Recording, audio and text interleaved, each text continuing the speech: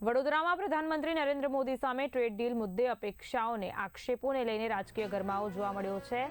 એપ્સ્ટેઇન ફાઇલ્સમાં નામ આવવાની ભીતિ અને કેન્દ્રીય મંત્રી હરદીપસિંહ પુરી દ્વારા એપ્સ્ટેઇનને મળ્યાની કબૂલાત બાદ વિવાદ વધુ ઘેરો બન્યો છે। આ મામલે ઇન્ડિયન યુથ કોંગ્રેસ દ્વારા પીએમ કોમ્પ્રોમાઇઝડ બેનર હેઠળ વિરોધ કાર્યક્રમ યોજવાનું એલાન કરવામાં આવ્યો હતો। કાર્યક્રમ વડોદરાના સાજગંજ વિસ્તારમાં આવેલ ડેરી લાઇન સર્કલ ખાતે યોજવાનો હતો, પરંતુ વિરોધ શરૂ થાય તે પહેલા જ યુથ કોંગ્રેસ પ્રમુખ પવન ગુપ્તા સહિત 15 થી વધુ કાર્યકર્તાઓને પોલીસે ડિટેઇન કરી દીધા। મોદી વિરોધી સૂત્રોચ્ચાર શરૂ થતાં જ પોલીસ એક્શનમાં આવી અને તમામ કાર્યકર્તાઓને કસ્ટડીમાં લેવામાં આવ્યા। આ ઘટનાએ શહેરમાં રાજકીય ચર્ચા વધુ તેજ બનાવી છે। ભારતના પ્રધાનમંત્રી દ્વારા પાછલા દિવસોમાં ટ્રેડ ડીલ પર સાઇન કરી દેવામાં આવી।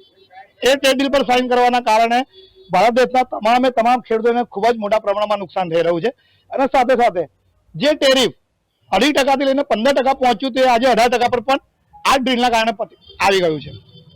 એપ્સ્ટેઇન ફાઇલ્સ કે જેમને સમગ્ર વિશ્વમાં આખા વિશ્વના તમામ નેતાઓને હચમચાવી નાખ્યા છે, એ એપ્સ્ટેઇન ફાઇલ્સમાં ક્યાંક ને ક્યાંક દેશના પ્રધાનમંત્રીનું પણ નામ હોય અને કેન્દ્રીય મંત્રી હરપ્રીતનું પણ નામ આ એપ્સ્ટેઇન ફાઇલના મેલમાં આવેલું છે અને એમને પોતે પણ સ્વીકાર્યું કે 3 થી 4 વખત એપ્સ્ટેઇનને મળેલા છે।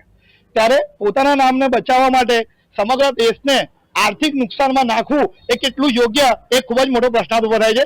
ત્યારે એના જ વિરોધમાં આજે ટ્રેડ ડીલ પ્રધાનમંત્રી દ્વારા કરવામાં આવી છે, ખોટી છે અને એપ્સ્ટેઇન ફાઇલમાં એમનું નામ હોય તો એમને સ્વેચ્છાએ એમના પદથી રાજીનામું આપવું છે, કેમ કે એક નાનકડી બાળકી જોડે ક્યાંક ને ક્યાંક સમાજ વિરુદ્ધનું કૃત્ય કરવું એ ખૂબ મોટો ગુનો છે। ત્યારે આવા ગુનામાં જો એ સંડોવાયેલા હોય તો એમના પદ પણ છોડવું જોઈએ।